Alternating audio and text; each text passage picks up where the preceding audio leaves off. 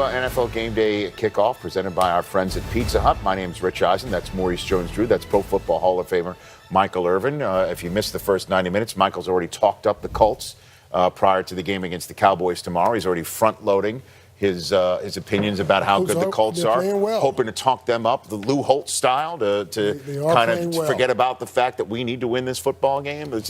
That's going to be later on game day morning tomorrow as well.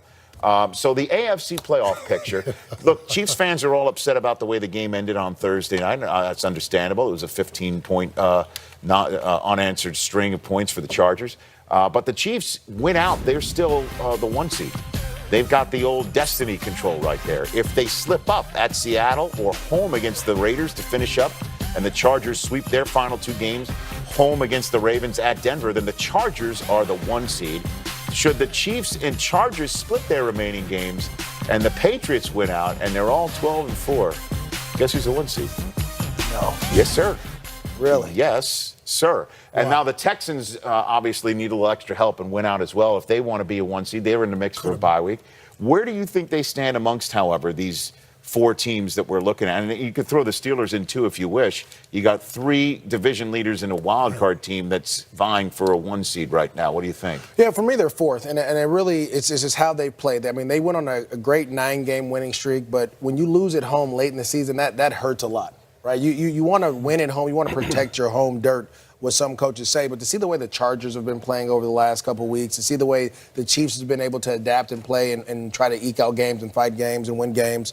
And then really, at the end of the day, the Patriots are the Patriots. You can't really say they're done, right? It takes a miracle in Miami to beat them. It is what it is. So I had them in that 4 seed. But at the end of the day, as long as you get into the dance, you always have a chance to make things happen. And so for them being the 4th team to me doesn't mean much of anything. As long as you get in there and you play well, you'll be fine. And I have them at that 3rd seed. And I say the 3rd seed right behind Kansas City in New England with a chance to beat any one of those teams that are ahead of them because they match up well with those teams when you think about it. The Kansas City Chiefs beat you with big plays. Well, the Texans defense, that's their 3rd against big plays. They're pretty good at defending the big play. And what do you do to beat Bill Belichick and to beat Tom Brady? You got to get pressure on Tom Brady. They have all the guys that can get pressure on Tom Brady. Things got to fall right. I got them 3rd right now, but they still have a chance to beat any one of them teams in front of them. And obviously taking a step to remaining the 3rd or maybe being 1 or 2 is a win against the Jets coming up in just an hour's time. We're going to take you to kickoff of that game.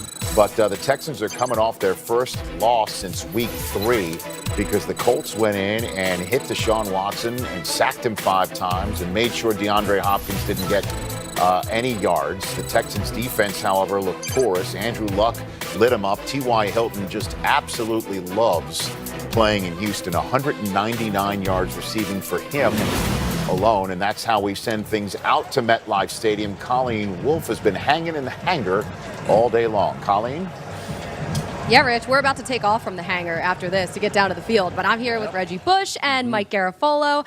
And look, I thought that the Texans were going to win their 10th straight game last week, but they didn't. So, Reggie, did that loss by them affect the way that you feel about the Texans at all? It didn't. It didn't change anything that I thought about them. That was a good loss for them. I know sometimes people hear me say, well, what's a good loss? There's no such thing as a good loss. In 2009, we were 13-0. We lost at home to the Dallas Cowboys. We lost the next game at home to the Tampa Bay Buccaneers. And then we ended up losing. We didn't play the 3rd game. We didn't play our starters because we had the number 1 seed sewed up. We went on to win the Super Bowl that year. We got hot in the playoffs. We had to refocus a little bit. Those losses were good for us. They came at the right time. They came just about this same exact time during the season. So there are such things as good losses, especially for a team that was on a 9-0 run. This was a good loss for him to refocus. Now it's to get back on track game for him. But, yeah, we lost that first game to the Cowboys. So for Irv, you hear that, right? We lost to the Cowboys. We were 13-0, their first loss, and then we won the Super Bowl. The difference is speaking it into existence right now. The difference is you could afford them with regard to the number 1 seed or the bye. The Texans didn't have that luxury. So it's not a good loss necessarily in their minds. It's how do we respond to that? Exactly. And in talking to Bill O'Brien this week, he told me that the focus at practice, they had their best week of practice. Bart Scott was with us earlier. He said that's the kiss of death. So he said, let me take the Jets now. So that's all you can do, though, at this point, and he did like what he saw. Well, the Texans, they allowed 436 total yards to the Colts. And when you look at what the Colts did in that game on 4 straight drives, touchdown, touchdown, field goal, touchdown. I mean, this is supposed to be a really good right? Texans. That's really bad. It's supposed to be a really good Texans. Exactly. It's really good for the Colts. But yeah, this will be something to watch today, especially with this defense giving up so many passing yards in back-to-back games. Rich, we'll be watching.